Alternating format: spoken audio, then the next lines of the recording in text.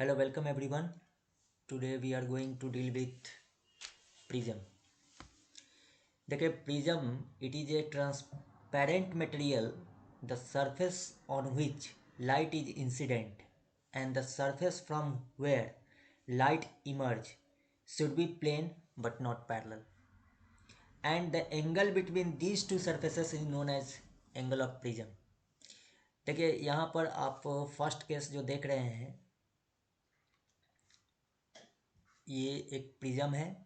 This is a prism क्योंकि इसका well defined prism angle defined है ए. यहाँ पर भी प्रिज्म एंगल आप देख पा रहे हैं ये, तो ये भी एक प्रिज्म है. यहाँ पर भी ये एंगल ऑफ प्रिज्म ये है, तो ये भी एक प्रिज्म है. यहाँ पर भी as per definition of prism ये बिहेव कर रहा है एज ए प्रिज्म, जिसका ये प्रिज्म एंगल हो गया, तो ये भी एक प्रिज्म है. बट ये एक प्रिज्म एंगल प्रिज्म नहीं है क्योंकि इसमें ए जो है जीरो आ रहा है, तो दिस इज नॉट प्रिज्म.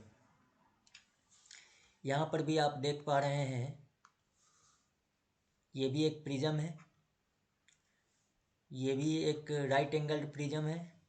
ये भी आप जो देख रहे हैं ये राइट एंगल्ड प्रिज्म है. तो प्रिज्म का जो बेसिक डेफिनेशन होता है कि it is a transparent material the surface on which light is incident and the surface from where light emerge should be plane but not parallel. Okay, and the angle between these two surfaces is known as what? Angle of prism. तो ये सारी basic बातें हैं prism के concern में, और हम लोग थोड़ा सा एनालिसिस कर रहे हैं. जैसे हमने यहाँ पर एक प्रिज्म लिया है. इस प्रिज्म में आप देख पा रहे हैं कि ये इंसिडेंट रे है, ये आपका एंगल ऑफ प्रिज्म है. ये जो आप देख रहे हैं वो प्रिज्म के अंदर फर्स्ट बार जो रिफ्रैक्शन हुआ है सो, और ये जो फाइनली आप देख रहे हैं वो इमर्जेंट रे है, यानी ये इंसिडेंट रे है. ये फर्स्ट रिफ्रैक्शन फेस करने के बाद जो रे आया है सो है, और ये इमर्जेंट रे है. पी क्यू, यहाँ पर मैंने नाम असाइन किया, इसको पी कहा, इसको क्यू किया कहा है. ये पी क्यू है, इंसिडेंट रे है. क्यू आर जो आपका है वो रिफ्रैक्टेड रे है, दिस वन इज रिफ्रैक्टेड रे. आर एस, ये जो आर एस आप देख पा रहे हैं ये आर एस वो इमर्जेंट रे है. I one incidence angle on face A B, ये फेस ए बी है, और इस पर आई वन जो आप देख रहे हैं वो इंसिडेंस एंगल है on face A B. I two जो है, यहाँ पर जो आप आई टू देख पा रहे हैं वो emergent angle on face A सी, ये फेस ए सी है, इस पे ये इमर्जेंट रे है. आर वन, यहाँ पर जो आप ये देख पा रहे हैं आर वन वो refracted angle on face A B है, और यहाँ पर जो आप आर टू देख रहे हैं वो incident angle on face A सी है, यानी ए सी के लिए ये इंसिडेंट एंगल की तरह बिहेव करेगा. ओके, जहाँ तक एंगल ऑफ डेविएशन का मसला है तो डेल्टा वन की बात अगर हम करें, यहाँ पर ये डेल्टा वन है, ये इनिशियल डायरेक्शन था, इनिशियल डायरेक्शन ऑफ रे था,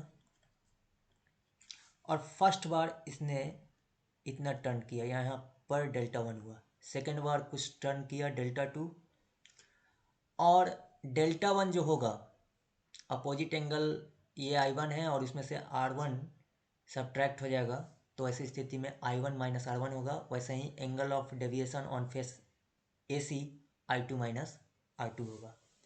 ओके, तो टोटल एंगल ऑफ डेविएशन की अगर हम बात करें, टोटल एंगल ऑफ डेविएशन की बात करें तो वो होगा delta one plus delta two, क्योंकि दोनों का सेंस सेम है. इसका भी सेंस ऐसे है और इसका भी सेंस क्लॉकवाइज है. ओके, तो ये हो गया I one minus R one plus I two minus R two, तो delta is equal to I one plus I two minus R one plus R two. अगर उसके ज्योमेट्री को आप देखें तो वहाँ पर एक ट्रायंगल फ्रेम हो रहा था, तो ये ट्रायंगल एक फॉर्म हो रहा है ए क्यू आर, और ये आप एक देख पा रहे हैं क्वाड्रिलेटरल फॉर्मूला है। ओके, तो ट्रायंगल क्यू आर की अगर हम बात करें तो ऐसी स्थिति में R1 plus R2 plus theta 180 degree होगा, और ए क्यू ओ आर की बात करें तो A plus 90 plus theta plus 90 is equal to 360 degree होगा। क्वाइट क्लियर है। A प्लस थीटा 180 डिग्री हो जाएगा यहाँ से। इसको मैंने इक्वेशन 1 कहा है, इसको इक्वेशन 2 कहा है, इसको इक्वेशन मैंने 3 कहा है, इसको इक्वेशन 4 कहा है। 4 आप देख पा रहे हैं कैसे आ रहा है, फ्रॉम 2 एंड 3। 2 क्या है, R1 plus R2 plus theta is equal to 180 degree, और 3 क्या है, A plus theta is equal to 180 degree. तो ऐसी स्थिति में R1 प्लस R2 A आ जाएगा, और 1 ये इक्वेशन है और 4 ये है, तो 1 और 4 से यहाँ R1 प्लस R2 के जगह पे A रख दिया, तो ओवरऑल डेविएशन जो हुआ I1 plus I2 minus A हुआ। तो ये ओवरऑल डेविएशन का फॉर्मूला हो गया। एट सरफेस ए बी, अगर हम ए बी सरफेस की बात करें, यहाँ पर ये सरफेस ए बी है, इधर रिफ्रैक्टिव इंडेक्स मैंने μ1 लिया है, अंदर में रिफ्रैक्टिव इंडेक्स μ2 है, और बाहर में अगेन रिफ्रैक्टिव इंडेक्स μ1 है। ए बी सरफेस के लिए ये जो रे था इंसिडेंट रे था, और ये रिफ्रैक्टेड रे था। ए सी सरफेस के लिए ये इंसिडेंट रे हो जाएगा और ये रिफ्रैक्टेड रे हो जाएगा, ये वाला रिफ्रैक्टेड होगा और ये इंसिडेंट रे होगा। तो एक बार यहाँ पर ए बी सरफेस पे भी स्नेल्स लॉ लग सकता है, और एक बार ए सी सरफेस के लिए भी स्नेल्स लॉ लगेगा। तो हम ये कहना चाहते हैं कि यहाँ पर एक क्वेश्चन आता है कि कंडीशन ऑफ मिनिमम डेविएशन। तो आपको मैं कहना चाहता हूँ कि मिनिमम डेविएशन किसी भी प्रिज्म से, मिनिमम डेविएशन तब होता है जब प्रिज्म से आप लाइट को क्रॉस करवाते हैं और जो रे है वो बेस के पैरेलल हो जाता है, यानी एक सिमेट्रिसिटी आती है, इसके अबाउट एक सिमेट्रिसिटी आती है। अगर सिमेट्रिकल सिचुएशन हो गया तो ऐसी स्थिति में मिनिमम डेविएशन होता है, यानी for minimum deviation refracted ray Q R should be parallel to base. इसको क्यू कहा गया है और इसको आर कहा गया है। ये पैरेलल होना चाहिए बेस के, और बेस के पैरेलल होगा तो ऐसी स्थिति में इसमें एक सिमेट्रिसिटी होगा। तो वैसे हालात में अगर आप प्रिज्म को देखेंगे जो मैंने पहले ड्रॉ किया है, तो I1 is equal to I2 is equal to I हो जाएगा।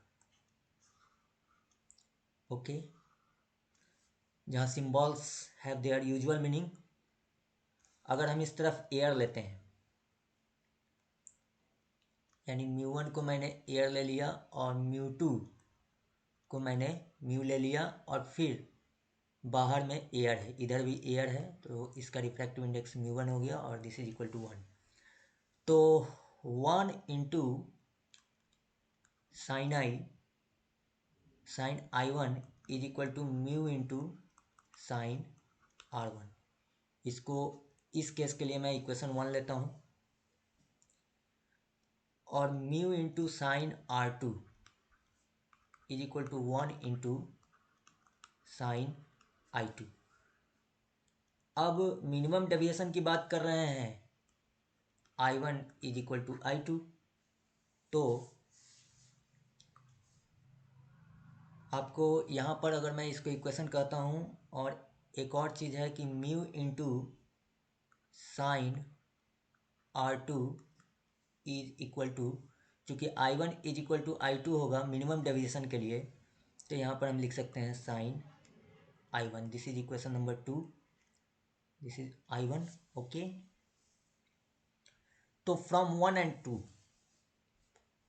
अगर हम फ्रॉम 1 एंड 2 की बात करें तो क्या देख पा रहे हैं, 1 आ रहा है sine I1 is equal to mu sine R1, और यहाँ पर देख रहे हैं sine I1 is equal to mu sine R2, या mu sine R2 is equal to sine I1, यानी R1 इज इक्वल टू क्या हो गया, R2 हो गया।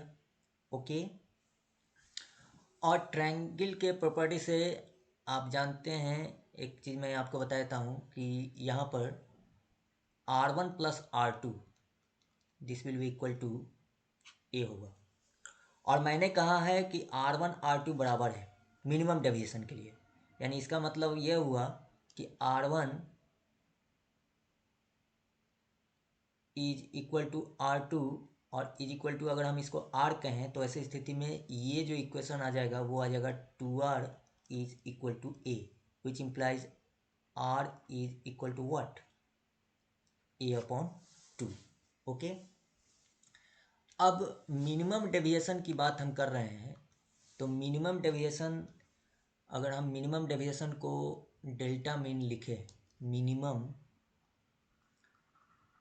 डेविएशन को अगर हम डेल्टा मीन लिख रहे हैं तो ये हो जाएगा 2i minus A.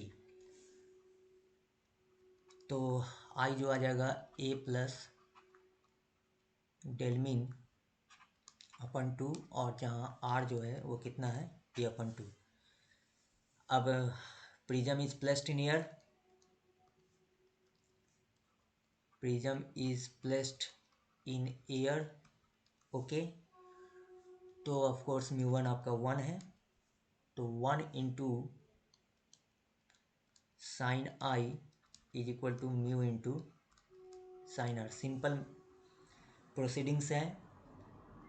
Sign I कितना है, A plus del min upon 2, A plus del min upon 2, and this is equal to mu sine A upon 2। Okay, तो यहाँ से म्यू जो आप देख पा रहे हैं वो आ रहा है आपका sine A plus del min upon 2 upon sine A upon 2। Okay, अब एक कहा जाता है if angle of prism is small, if angle of prism is small, generally A less than 10 degree के लिए बात की जाती है, तो ऐसी स्थिति में साइन थीटा अप्रॉक्स कर जाता है, अप्रॉक्सीमेट करता है थीटा को, और म्यू का जो वैल्यू आ जाएगा इस फार्मूला में अगर हम फिट करते हैं तो A plus del min upon 2 upon A upon 2। तो इसको अगर हम प्रोसीड करते हैं तो ऐसी स्थिति में डेल मीन जो हमको आता है वो आता है म्यू माइनस 1 इंटू ए। ओके, इस पे एक ग्राफ अगर हम प्लॉट करते हैं, अगर हम इस तरफ एंगल ऑफ डेविएशन लेते हैं, इस तरफ हमने एंगल ऑफ डेविएशन लिया है और इधर मैंने इंसिडेंस एंगल लिया है, तो इसका ग्राफ का जो ट्रेंड होता है कुछ ऐसा होता है। यहाँ पर आप मिनिमम डेविएशन पा रहे हैं, दिस इज डेल मीन, और I1 इज इक्वल टू आई पे बात हो रही है, और दूसरे जगह भी आप देख सकते हैं सिचुएशंस, इसको हमने मिला दिया तो यहाँ भी ये आ रहा है। तो इस तरह से आप ग्राफ से भी चीज़ों को समझ सकते हैं, और आपको बेसिकली दिमाग में जो रखना है यहाँ पर मैं कहना चाहता हूँ कि ये आपका डेलमिन है, और डेलमिन जो करस्पॉन्ड कर रहा है वो कर रहा है I1 is equal to I2 is equal to I, symmetricity situation होता है।